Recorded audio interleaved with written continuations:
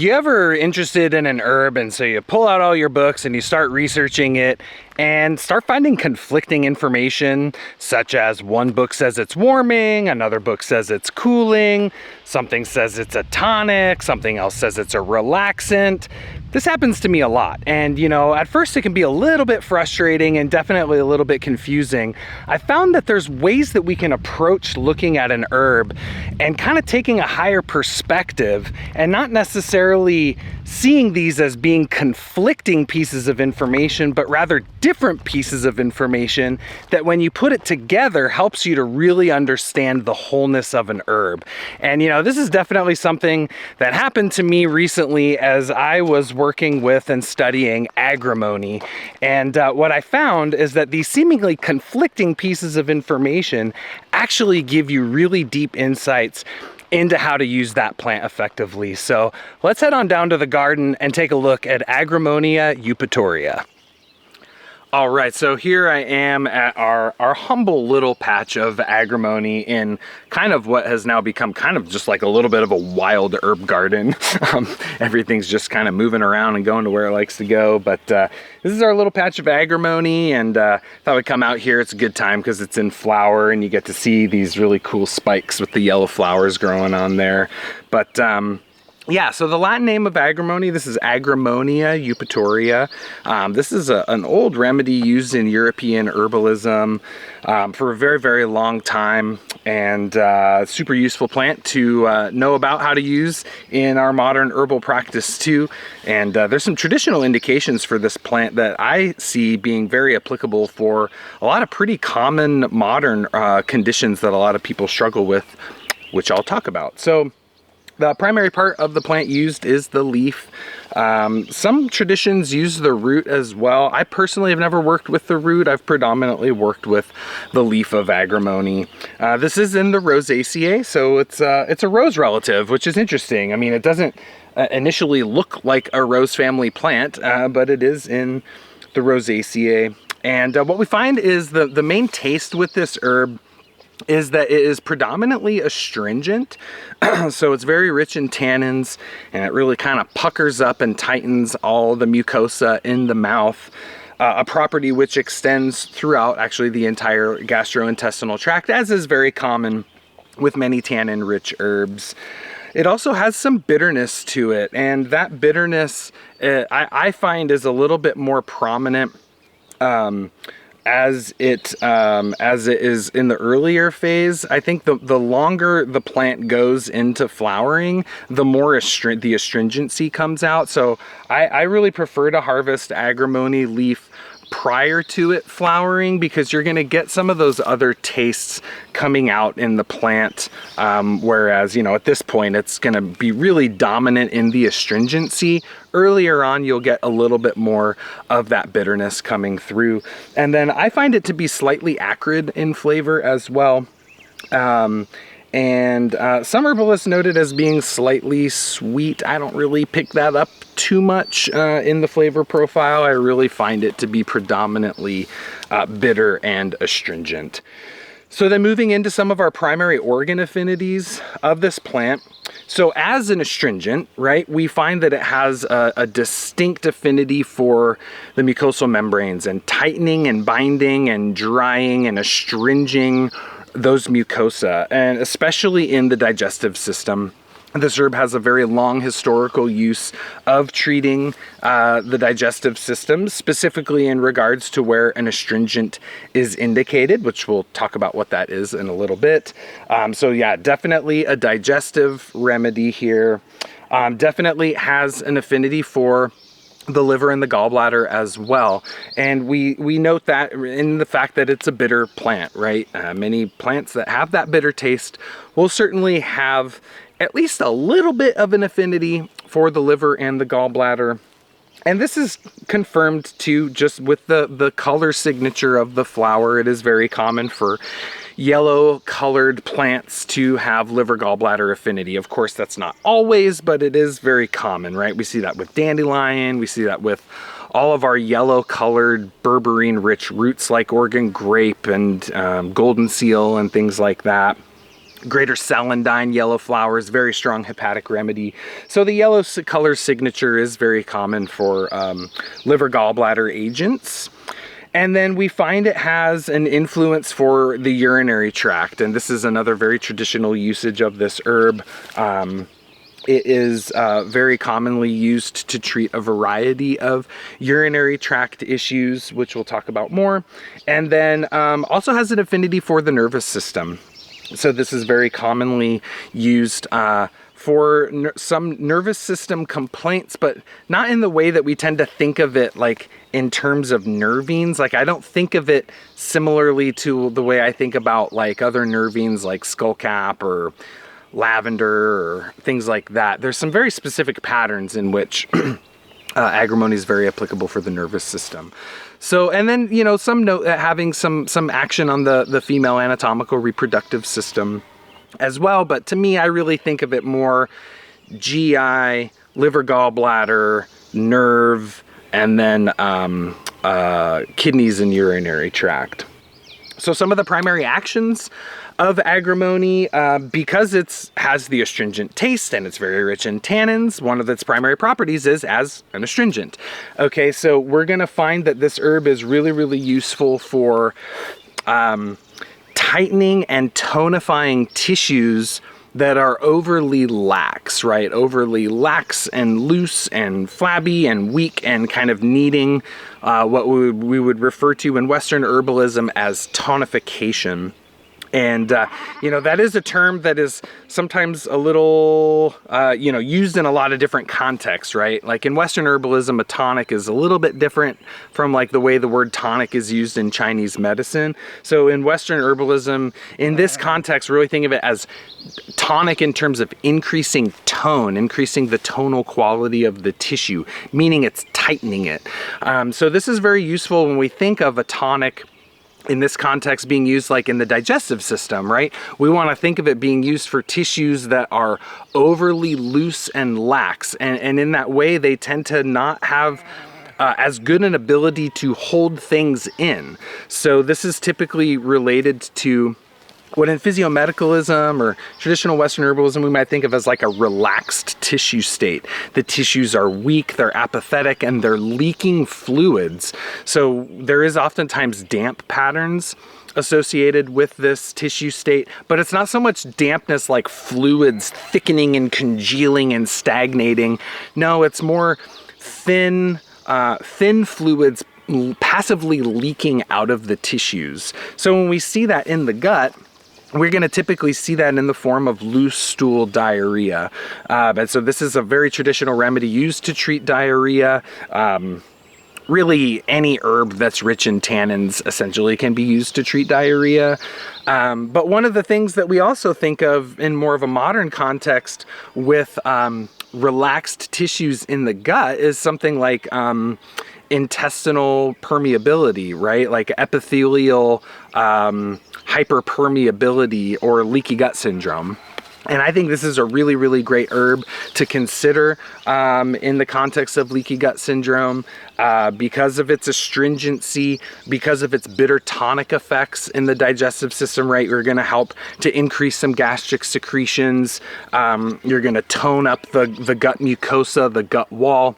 You're going to astringe and tighten that excessive permeability. And then the other thing that's really nice in terms of its relationship to the gut is that this is, you know, it's a relaxant, right? This herb has a relaxant property that is specific for tension, right? And this is kind of one of the, in a way, paradoxical properties of Agrimony is that it is, on the one hand, it's a relaxant for tension, and yet on the other hand, it's an astringent. So tension is like too much tone, right? Spasm, basically, or nerve tension. And then on the other hand, it's increasing tone and tension. And so one of the ways I think of it is that it's relaxing constriction and tension in the nerves and perhaps in the musculature, like pain and spasm, but then at the same time it's going to tighten and astringe the mucosal membranes. So sometimes we see that and we think, oh, how can something be astringent or tonic and relaxant at the same time? Those are kind of opposing qualities, but it's really that it's having those properties in different tissues of the body. And that's one of the ways that I like to kind of think when I sometimes see paradoxical properties, or even if I'm looking in herb books and I see, you know, conflicting opinions or you know, ways people work with herbs. This actually happened to me recently.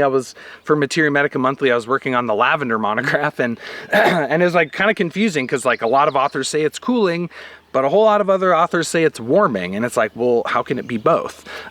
So with Agrimony though, that tonic property and the relaxant property working on two different parts of the body.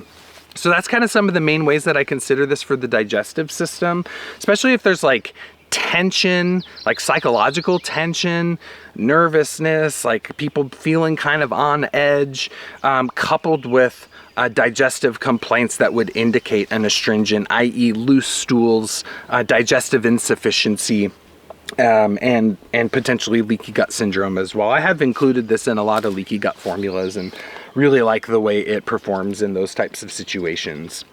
So then shifting into liver gallbladder. So it's very, very nice here for a little bit of bile insufficiency. It is a mild bitter tonic, so it will help kind of get some of the bile moving a little bit. This remedy was classically used even to treat things like hepatitis, cirrhosis. You know, I would combine it with other herbs for that purpose, right? We have other herbs that are maybe a little bit more specific, trophorestoratives for the liver. I tend to think of herbs like, of course, milk thistle being one of our top herbs there. I really like artichoke here as well. Schisandra berry is very, very nice there too as a hepatic trophorestorative. I've also used reishi a lot there too. You know, I wouldn't use Agrimony by itself if someone had like a really severe liver disease like cirrhosis. I would definitely use it in formula with some other herbs, but it can be very supportive there as well, and that is very much in accordance with traditional usage of this plant. And you know, one of the things that I like to think of with liver, you know, speaking of like the anatomical liver, so you know, our liver, unlike other organs like the bladder or like our blood vessels or like the heart or our intestines, right? It's not directly innervated by the nervous system. It's not like your nervous system is directly plugged into your liver and can, you know, create tension in your liver. Like there's no smooth muscle around it that your liver can't spasm, right? But what can happen is the nervous system can be associated with controlling the blood supply to the liver, specifically arterial blood supply. And you have your main hepatic artery, which is what provides the liver with fresh oxygenated blood. And your liver needs fresh oxygenated blood, a lot of it, because it's getting all of the, you know, nutrient and toxin laden blood from the digestive system through the portal vein. It's flooding the liver with all this stuff to deal with. Well, it needs fresh oxygenated blood in order to keep it clean and detoxifying and just keep its whole metabolic function moving forward in a good way. But when someone's under a lot of tension and a lot of stress and they have, say, like sympathetic dominance in their nervous system, well, one of the main patterns of sympathetic dominance is that all the blood flows away from the core and out to the periphery, right? So you get blood flow out here in the periphery so you can, you know, run away, or you can fight off whatever is attacking you or whatever stressor is there. And this is why a lot of times people with sympathetic dominance tend to have some digestive, you know, the digestive system is not functioning very well because it has to be parasympathetic in order to digest well. But then that hepatic artery is going to be more constricted, right? Because it's going to shunt blood away from the core into the periphery, and that can lead to a degree of liver stagnation. And so where we have this is where Agrimony is really cool, because as a relaxant, right, it's going to help to open up and calm that sympathetic excess, help to relax the constriction in the arterial blood supply to the liver, and then as a bitter tonic to help move you know, bile and just move the liver a little bit is really, really nice. So that's kind of some of the liver gallbladder stuff that I tend to think of. Now, I'm not super well versed in traditional Chinese medicine, but I have been learning a little bit more about it. And, you know, the Chinese capital L liver is definitely a bit different than the physical liver that we think of in terms of more physical anatomy and physiology. But there do seem to be some connections there. And one of the things with the liver in TCM, from my limited understanding of it, is that its kind of function is to, you know, maintain an even distribution of qi, or the vital force, throughout the body. And oftentimes, like a very common pattern in the modern world is like can be referred to as liver qi stagnation, which commonly is manifest as tension, right? Stress, tension. It can manifest as kind of like emotional distress and things like that. And that tension. And so some might say that Agrimony could be seen as an herb to address that liver qi stagnation, because it helps kind of calm and relax and ease constriction so that the vital force can more evenly flow throughout the system. And in that way, one of the primary ways that or not one primary ways, but one way that can manifest sometimes in people is with headaches. The liver can be responsible for the Chinese liver can be responsible for headache patterns, especially when that liver's kind of tense. And so this is where Agrimony can be really, really useful there for kind of like a liver-associated tension headaches. So that's one way that this herb can be considered. So that's kind of some of the liver gallbladder, bitter tonic properties of this herb. Then we shift into the urinary tract. Classic remedy for the urinary tract. Again, we're looking at that tonic astringent property, especially here. So it's very commonly used for passive leakage, essentially, of urine. So like incontinence, dribbling, bedwetting. This is a classic remedy utilized for bedwetting in, you know, adults and children, elderly, things like that. And as well as even like relieving some of the pain after kidney stone passage and things like that. Of course, kidney stones are a really big deal. They use it for gallstones too, but you know, those can be pretty serious. You got to be under the care of you need a primary care doc if you got kidney stones, because that's like excruciating pain, and people usually, you know, that can be very dangerous. So don't be too gung-ho about treating those things on your own. It is good to make sure people have the adequate support they need for pretty serious conditions like that. So very, very nice astringent tonic in the urinary tract. And with the bedwetting thing, you know, commonly there's like again, an underlying tension that can be associated with that. Like I've got a toddler, right? And so, you know, in the last year, he's been, you know, getting used to going to the bathroom, in the bathroom, in the toilet, and kind of veering off diapers. And, you know, it just seems like sometimes there can be tension around that. Like it can be maybe a little bit stressful for them. And so there is that bladder nerve that's connected to just that process and the sensation of feeling like you have to go pee. And so so with this plant's influence on the nerves, like affecting the bladder nerve and then helping to increase the tone and potential passive leakage there, it can be a really great remedy to consider. So yeah, that's some of the kidney and urinary tract properties. Some herbalists do consider this to be a really great kidney tonic, like to be used for more serious kidney pathology, kidney disease.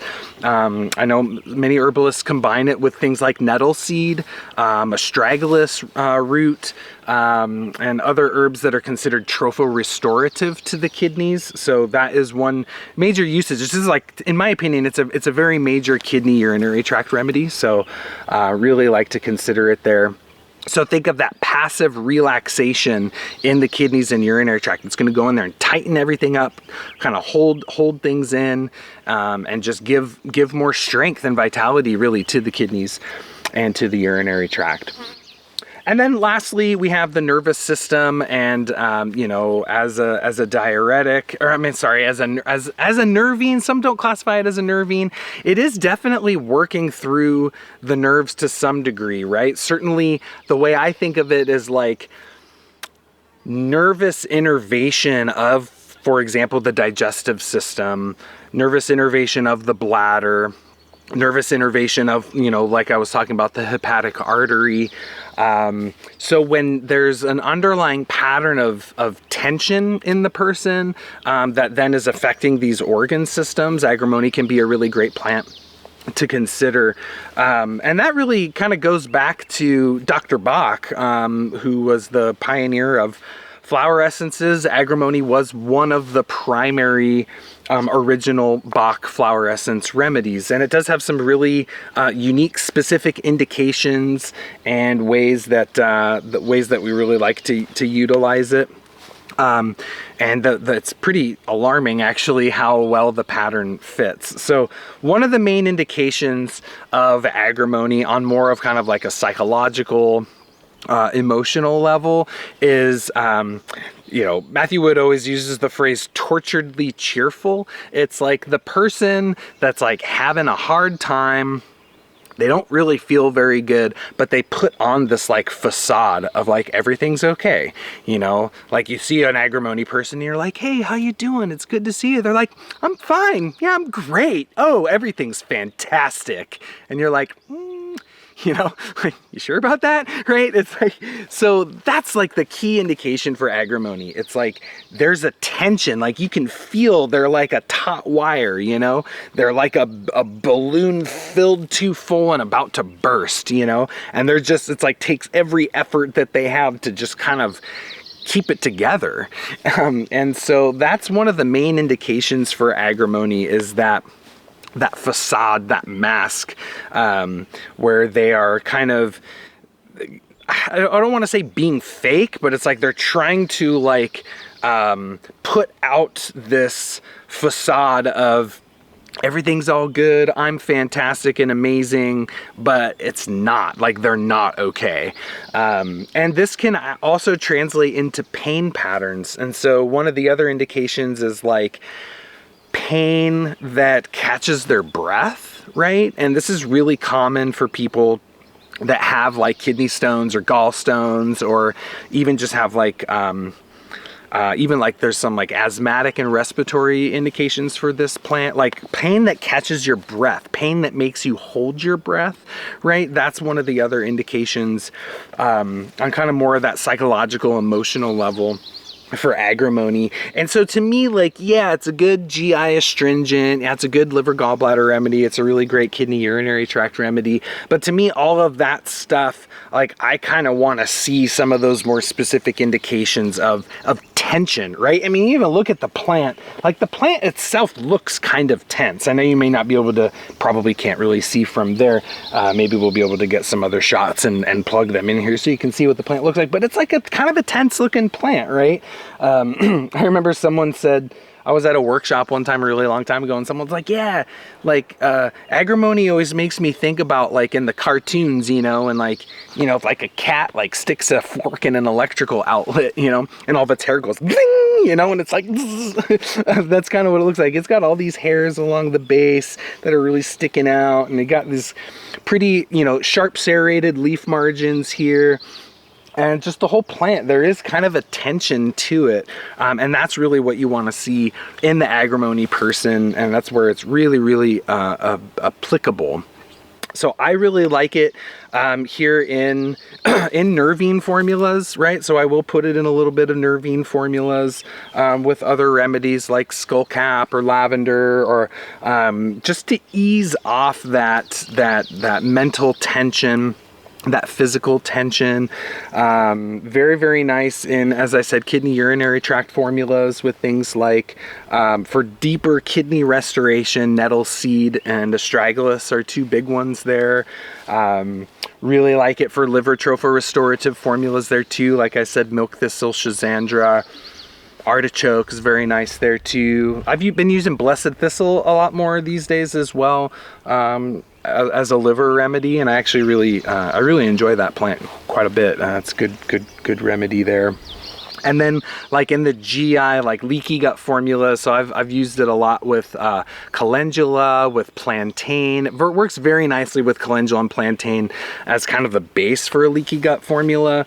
And then other just indicated digestive remedies, you know, maybe some bitters if they need it, dandelion root, Oregon grape, or maybe some carminatives like some angelica or some fennel or peppermint, maybe some demulcents like marshmallow or licorice, whatever is indicated for that GI formula. But it can be a really nice base foundation for leaky gut with calendula and plantain, which those are kind of my two big ones, calendula and plantain. But if they're really anxious and nervous, like they've got food intolerance and they're really hot and inflamed, and then they're nervous and anxious about food, agrimony is a really good remedy to consider there.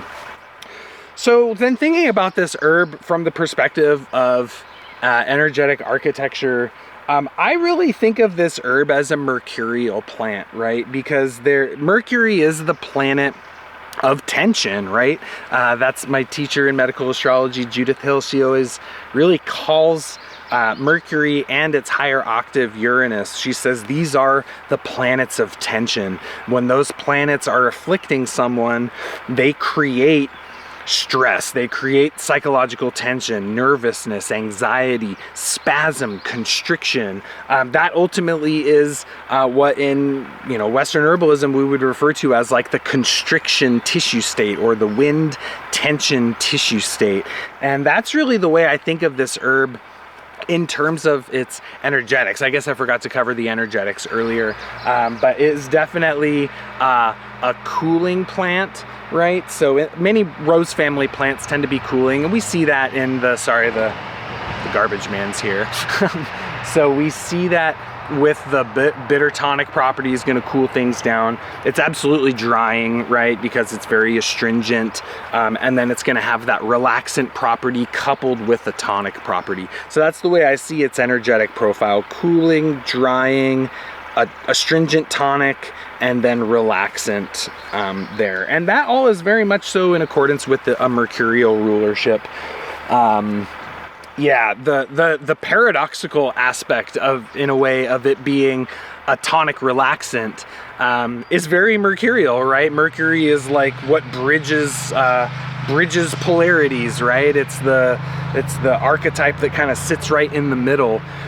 And so in that way, whenever I sometimes see like maybe a paradoxical property in an herb, or something that kind of in a way kind of on the surface doesn't really make sense, I sometimes think of Mercury. I'm like, oh, Mercury's being tricky. But then all the ways this plant relaxes tension is very much so kind of a mercurial property. And just that whole pattern I described, like that psychological pattern, is definitely like a mercurial dynamic, right? It's like there's a facade on the surface, but something else going internally. There's like a discontinuity between the two. And like that takes a lot of like mental discipline in a way, right? To be in a whole bunch of pain. And then, sorry about that's like seems abnormally loud today. So the road's like right here, so anyways, a lot of mental discipline to be not having a good time, like not feeling good and having a hard time, but then to like put something out into the world that's like trying to make it seem like it's okay, right? There's kind of like a lot of mental discipline really to be able to do that and not just start complaining about everything all the time, right? Thinking of it elementally, I really like to think of this as an earth element plant. And the reason for that being is because one of its main virtues is as an astringent, right? Astringents, I like to think of astringents as, or the relaxed tissue state, as it's like a lack of earth element that is unable to hold in the water element or the fluid. So the earth can't hold in, it's like an earth weakness or deficiency that's causing an excess of fluids to leak or to spread, to passively flow where they shouldn't flow, either internally in the body or flowing out of the body. And so the astringents strengthen that earth element. They like tighten and bind and contract tissue, physical tissue, which then holds those fluids in place a little bit better.